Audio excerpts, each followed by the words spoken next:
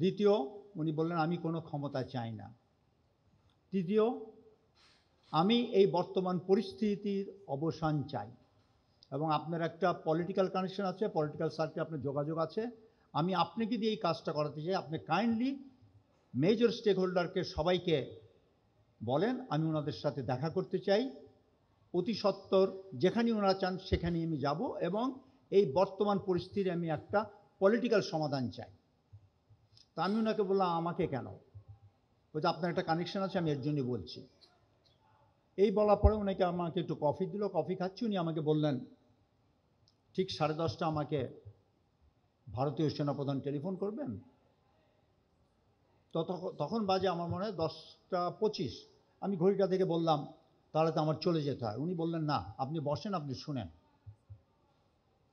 আমি তখন বললাম যে দেখেন আপনি আমার উপর যে এতখানি আস্থা রেখেছেন এটাই আমার জন্য অনেক সম্মানজনক। আমি চাই না আপনাদের কথাপত্তনে এমন কথা হোক যেটা পরে আপনি পছন্দ করবেন না।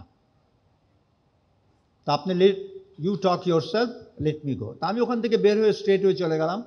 গল্ফ কোর্সে আমি গাড়ি রেখেছিলাম, তো ওখানে যেয়ে আমি প্রথমে ফখরুল ভাইকে বিএনপি সেক্রেটারিকে টেলিফোন করলাম যে দিস ইজ দি মেসেজ। উনি বললেন ভেরি ওয়েলকাম মেসেজ, আমি একটু আমাদের নেতার সাথে আলাপ করে আপনাকে জানাবো। তখন আমি ওনাকে বললাম যে দেখেন আমার তো সবার টেলিফোন নাম্বার নাই পলিটিক্যাল নেতাদের, আপনি আমাকে নাম্বারগুলো, আপনি এই কাজটা করেন। উনি বললেন যে নো, এটা আপনাকে দায়িত্ব দিয়েছেন, আপনিই করেন। তা আমি বের হই, উনি আমাকে তার নাম্বারগুলো দেন, আমি যোগাযোগ করে যতজনকে পেরেছি খবর দিয়েছি। ওই খবর দিয়েই কিন্তু আমি ঠিক মনে আনুমানিক 11টার দিকে আমি এই রাওয়ার সামনেই যে চত্বরে তখন বক্তব্য রাখছিলেন, জামিল ছিলেন, সাকত স্যার ছিলেন, ব্রিগেডিয়ার শাহিদুল আনাম ছিলেন, ওনারা সবাই ছিলেন এবং ওনাদের সাথে এই প্রসেশনে যোগ দিই। তো তখন আমি আনুমানিক তখনই আন্দাজ করতে পেরেছিলাম যে বড় কিছু একটা হতে যাচ্ছে, তবে সেই দিনই যে পতন হবে এটা আমারও ধারণা ছিল না। পরবর্তী যখন আমি চেক ব্যাক করলাম বুঝতে পারলাম আমার সাথে কথা বলার পরেই কিন্তু 3 বাহিনী প্রধান গণভবনে গিয়েছিলেন, ওখানেই তারপরে ওনারা পার্সিউ করলেন যে প্রধানমন্ত্রীকে যেতে হবে। এই ছিল সারসংক্ষেপ। এবং পরবর্তীতে আমি যখন এখানকার আন্দোলনে যোগ দিয়ে আমি ফিরে গেলাম, আমার টেলিফোনটা কিন্তু গল্ফ কোর্সে আমার গাড়িতে রেখে গেছিলাম, যে দেখি অনেকগুলো কল। আমি কল রিসিভ করে যখন করলাম তখন সেনা সদর থেকে জানানো হলো আপনাকে যেই দায়িত্ব দেওয়া হয়েছিল ওনারা কি সব প্রস্তুত। আমি বললাম যে লেট মি চেক ব্যাক, যদি ওনারা প্রস্তুত থাকে ওনাদের সবাইকে সেনা সদরে আসতে বলেন। তা আমি সেই সঙ্গে সঙ্গে টেলিফোন করে বললাম সবাই আপনারা সেনা সদরে চলে আসেন, যদি কোথাও বাধাগ্রস্ত হন আমাদেরকে জানান, আমরা সেনা বাহিনী তখন তাদের আপনাদের উঠিয়ে আনবে। By around 1:15 most political people were already inside সেনাপ্রধান অফিসে, আমিও গেলাম ওখানে, সবাই ছিল তখন। 1:45টার দিকে সেনাপ্রধান বললেন আমি এইমাত্র মেসেজ সংবাদ পেয়েছি আমাদের প্রধানমন্ত্রী দেশ ত্যাগ করেছেন। তখন একটা স্বস্তির একটা পরিবেশ সৃষ্টি হলো, সবাই এক্সাইটেড। এবং উনি এই কথা বলেই কিন্তু ওনার গেটের সামনে লাইভে টিভিতে গেলেন এবং এই ঘোষণা দিতে যে প্রধানমন্ত্রী দেশ ত্যাগ করেছেন এবং একটা অন্তর্বর্তী সরকার গঠন করা হবে। উনি ওখান থেকে ফিরে এসে সব পলিটিক্যাল নেতাদেরকে বললেন যে আমি এখন রাষ্ট্রপতির কাছে যাব, আপনারা যদি আমার সাথে যান তাহলে এটা ভালো হয়। তখন অনেকেই বললেন যে না এটা আপনার ব্যাপার, আপনিই যান, আপনার করে দেন। তখন আমিও ইন্টারভিউ করলাম, তখন আনিস ভাই ছিলেন জেপি পার্টি, উনিও বললেন যে no, we must all go. কেন তখন আলোচনাটা এরকম হলো যে এমন একটা কোনো ডিসিশন রাষ্ট্রপতির সাথে যেটা সেনাপ্রধান নিয়ে আসবে আপনাদের পলিটিক্যাল নেতাদের সেটা হয়তো আপনারা গ্রহণ নাও করতে পারেন। So let's go and decide and talk out face to face and whatever is the outcome let us be the acceptance of all. ওই ডিসিশনের উপরে নির্ভর করে 2টা কোস্টার দেওয়া হলো, সব political in the coasters, 3 services chief এপিসিএন নিয়ে। ঠিক 3টার সময় আমরা সেনাপ্রধানের অফিসের সামনে থেকে রওনা দিলাম বঙ্গভবনে। যেই মুহূর্তে আমরা পৌঁছালাম আমাদের মেইন গেটে ক্যান্টনমেন্টে, তখন তো জনস্রোত, জন উল্লাস। তা আমরা 3টার সময় বের হয়ে 7টার সময় আমরা পৌঁছালাম বঙ্গভবনে, মাগরিব নামাজ পড়লাম, 7:30টায় রাষ্ট্রপতি আসলেন। রাষ্ট্রপতি সংক্ষিপ্ত বিবরণ রেখে উনি মির্জা ফখরুল ইসলাম আলমগীর ওনাকে বক্তব্য রাখতে বললেন। উনি ওনার বক্তব্য রেখে ওই মুহূর্তে বললেন যে বেগম খালেদা জিয়াকে এই মুহূর্তে ওনাকে কারাবন্দি থেকে ওনাকে স্বস্তি দিতে হবে। তখন রাষ্ট্রপতি একটু অবজ্ঞা করলেন, বললেন যে দেখেন 3 দিন 4 দিন পরে তো আমরা একটা ইন্টারিম গভর্নমেন্ট করব, let the interim government decide যে ওনার ব্যবস্থার সম্বন্ধে। তখন কিন্তু সেনাপ্রধান, I am telling you right on the face of everybody, উনি বলেন যে no sir, you have the authority, you are the sole person, you have to release Begum Khaleda Zia instantly.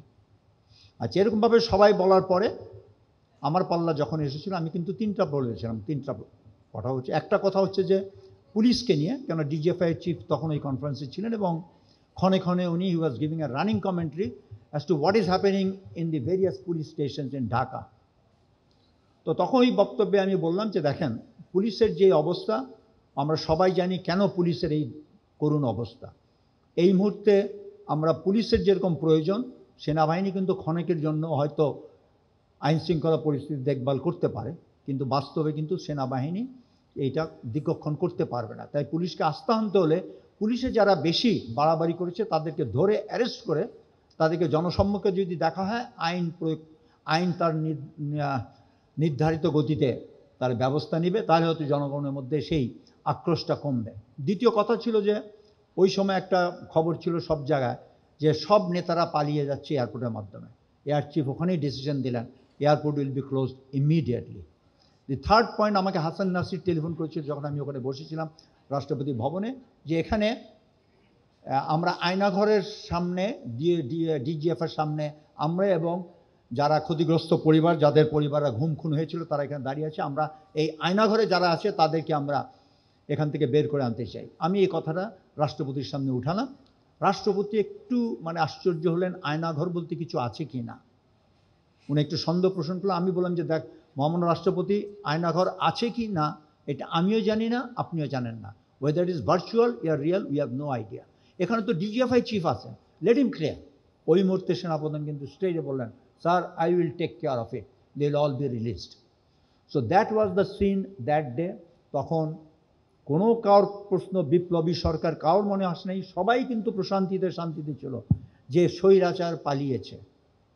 তো যাই হোক, আমার আজকে বক্তব্যের মধ্যে একটা আমি বলতে চাই, যেটা আমরা যারা রিটায়ার্ড অফিসাররা, Mirpur DSS basically leading role, রাও অনেক রোল প্লে করেছে এখানে, যে আমরা যেই আমাদের যতখানি অংশগ্রহণ ছিল, it had a tremendous significance, যেই সিগনিফিক্যান্স আজও পর্যন্ত the nation has not recognised.